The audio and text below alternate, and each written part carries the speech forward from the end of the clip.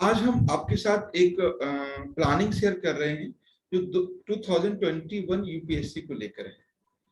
इस प्लानिंग में बहुत सारे स्टूडेंट अभी कंफ्यूजन में हैं कि जब एग्जाम का लास्ट टाइम आता है, खासकर 1 महीना रह जाता है, तो लोग उंगलियों पे गिनने लगते हैं। तो बहुत ज्यादा टेंशन होती है, क्या किया जाए। तो बहुत सारे स्टूडेंट का ये क्वेश्चन भी आया है कि सर आगे हम 1 महीने या 45 जो हमारे पास डेज हैं उसको कैसे हम यूपीएससी के लिए यूज करें। तो हम आपके लिए प्लानिंग शेयर कर रहे हैं। जो प्लानिंग है वो 2 पार्ट में है। एक तो है कि क्या हमें नहीं करना है और एक वो है कि क्या हमें करना है। तो सबसे पहले हम ये जान लेते हैं कि आपको जो आपके पास टाइम जो है 40 या 45 डेज है, जो भी आपके पास बचा हुआ, बहुत ज्यादा समय नहीं है।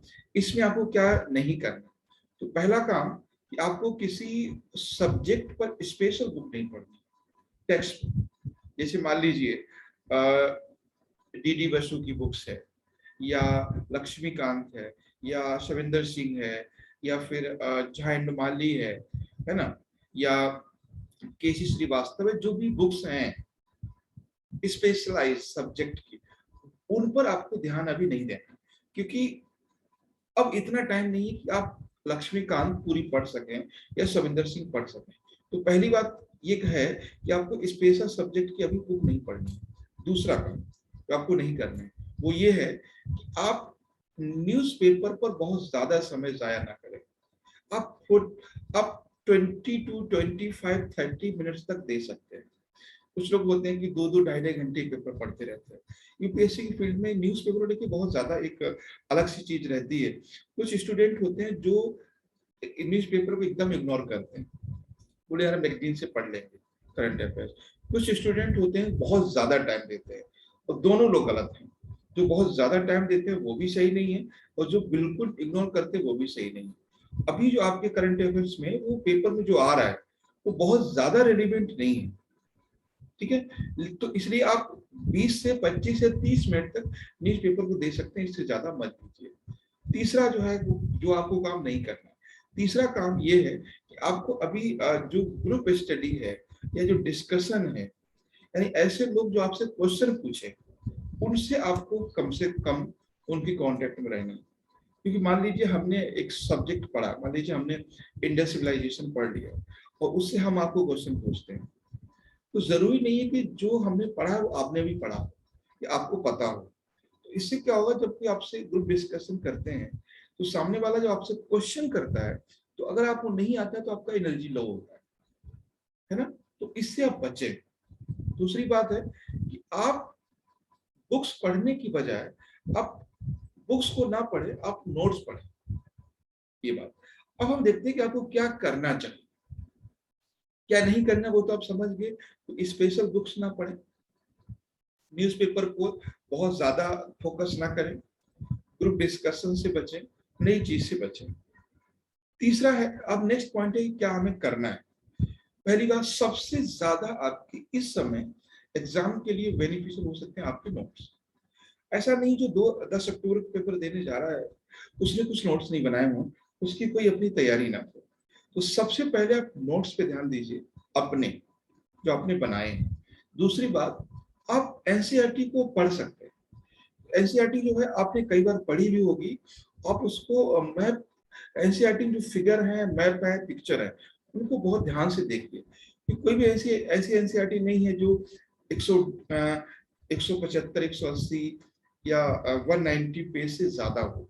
यानी कहने का मतलब एनसीईआरटी बहुत ज्यादा पेजेस में नहीं आती है, और उसमें फिगर मैप ये सब भी रहते हैं, तो बहुत ज्यादा टाइम आपको नहीं लगेगा। आप चाहें तो एनसीईआरटी को एक बार रफली देख सकते हैं। ठीक है, उसके बाद फिर आप समरी, एक होता क्या एग्जाम में, आपको एक सेटिस्फेक्शन होना चाहिए कि हमने देखो भाई हिस्ट्री भी रिवाइज कर लिया है, हमने पॉलिटी रिवाइज कर लिया है, हम इकोनॉमी रिवाइज कर लिया है। इसके लिए एक चीज मैं और एडवाइस करूंगा, जो लूसेंट की बुक आती है उसको एक बार आप वीक में जरूर पढ़ जाए। लूसेंट की बुक को एक सप्ताह में एक बार आपकी रिवाइज हो जानी चाहिए। ये लूसेंट की जो बुक है वो उन लोगों के लिए नहीं है जो तैयारी करने आते हैं, सच में उन लोगों के लिए है जो सीनियर है। ये उन्हीं की चीजें सिल्प होती हैं। जब उनके माइंड से चीजें जाती हैं तो बार बार रिवाइज करने से वो आपको बहुत फायदा करेगा। और एक और क्वेश्चन आता है कि सर करंट अफेयर्स कैसे करें। देखिए, करंट अफेयर्स में यूपीएससी में सच पूछिए तो कोई करंट अफेयर्स कुछ नहीं होता। करंट अफेयर्स क्या है कि सब्जेक्ट का अपडेट है। जैसे मान लीजिए राज्यसभा में कोई बिल पास हुआ है ना, या मान लीजिए अफगानिस्तान में ये जो घटनाएं हो रही हैं, तो अफगानिस्तान का वो ज्योग्राफी पूछ लेगा, अफगानिस्तान का इकोनॉमी पूछ लेगा, अफगानिस्तान के इंडिया और अफगानिस्तान का रिलेशनशिप पूछ लेगा। तो अभी कब कब्जा किया, क्यों कब्जा किया, इससे मतलब नहीं है। तो करंट अफेयर्स के लिए आपको जो सब्जेक्ट रिलेटेड अपडेशन है उस पर ध्यान देना। और सच मानिए, आपका जो सब्जेक्ट अगर अच्छा है तो करंट अफेयर्स भी कहीं नहीं जाने वाला है।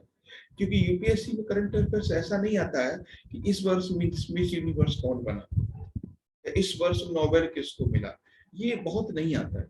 हाँ, अगर मान लीजिए जैसे कोई रिवर है, अगर वो म्यांमार बॉर्डर पे है या मिजोरम में है या असम में है या बिहार में है, अगर उसमें कुछ इंसिडेंट हुआ है, कुछ एक्सीडेंट हुआ है, लाइक फ्लड आया, लैंडस्लाइड हुआ है, तो वो रिवर के बारे में पूछ सकता है, ना कि कभी ये पूछेगा किस रिवर में आया है, नहीं है।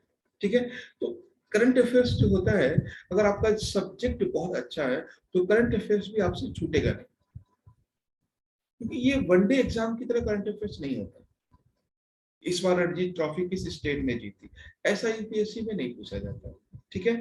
आप करंट अफेयर्स के लिए कर सकते हो कि जो 100 टॉपिक्स हैं नवंबर 2000 से लेकर 2021 तक, सितंबर तक 100 टॉपिक को सेलेक्ट कर सकते हो। आप करंट अफेयर्स को टॉपिक वाइज कीजिए, हम आपको टॉपिक वाइज करंट अफेयर्स दे देंगे। आपको आप कमेंट करेंगे तो हम आपको लिंक वो दे देंगे। ठीक है। तो करंट अफेयर्स टॉपिक वाइज कीजिए, यानी एक साल में 100 टॉपिक ही होंगे जो आपके काम के होंगे। तो पहला क्या काम करना है, आपको नोट्स पर बहुत ज्यादा काम करना है, बार बार उनको पढ़ना है। दूसरा, एनसीईआरटी को रफली पढ़ सकते हैं पढ़ना चाहे तो, क्योंकि बुक्स उसके अलावा कुछ पढ़नी नहीं है। तीसरी बात, आप रिवाइज के पर्पज से लूसेंट आपके लिए बहुत बेस्ट है। आपके नोट्स भी बेस्ट है, मगर लूसेंट क्या है कि आप सारे सब्जेक्ट कवर कर लेते हैं, तो वो उस पर भी आप पढ़ सकते हैं। उसके बाद करंट अफेयर्स को टॉपिक वाइज करिए, यानी पूरी साल में 100 या 200 टॉपिक को सेलेक्ट कीजिए। मैंने फिर बोला कि यूपीएससी में इंसिडेंट नहीं पूछे जाते, यूपीएससी में इंसिडेंट से रिलेटेड चीजें पूछी जाती है।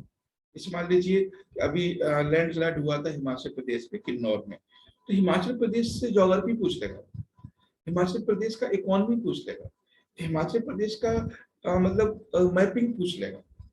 ठीक है। तो इस तरह से आपको करना है, और आपको ज्यादा से ज्यादा प्रैक्टिस करनी है, घबराना बिल्कुल भी नहीं। क्योंकि यूपीएससी में प्रीलिम्स में अगर आपके 55 क्वेश्चन सही हैं तो आप सिलेक्ट हो जाएंगे। 55 क्वेश्चन, आप बहुत ज्यादा डिस्टर्ब ना हो, क्योंकि जो चीजें आपने पढ़ी हैं क्वेश्चन वहीं से आना और कहीं से भी नहीं आना।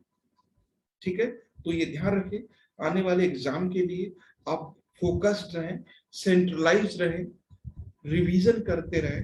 प्रैक्टिस बहुत जरूरी है, क्वेश्चंस की प्रैक्टिस करें, और प्रैक्टिस के बाद जो डिस्क्रिप्शन में दिया रहता है उनको भी बहुत अच्छे से करें।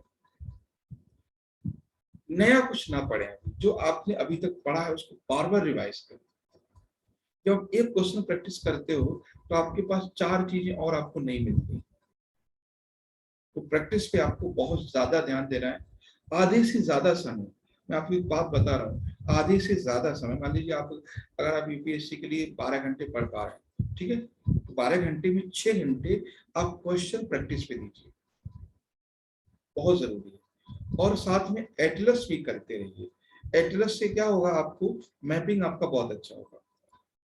कभी कभी एटलस से मतलब मैप से बहुत सारे क्वेश्चन आ जाते हैं। एक बार 17 क्वेश्चन मैप से आए थे, 17। आप समझ रहे हो, बहुत बड़ा एक एरिया होता है यूपीएससी में। 17 क्वेश्चन है, जहां आपका सिलेक्शन 50 में हो रहा है, यानी 49 में हो रहा है। 98 कट ऑफ था इस बार का, तो 49 हम टारगेट मार्क चलते हैं 55 क्वेश्चन। तो जहाँ कुछ सिलेक्शन आपका 55 में हो रहा है, वहां 17 क्वेश्चन बहुत बड़ी बात होती है। तो सब्जेक्ट को रिवाइज कीजिए, टॉपिक वाइज कीजिए, और एटलस को बहुत अच्छे से करिए।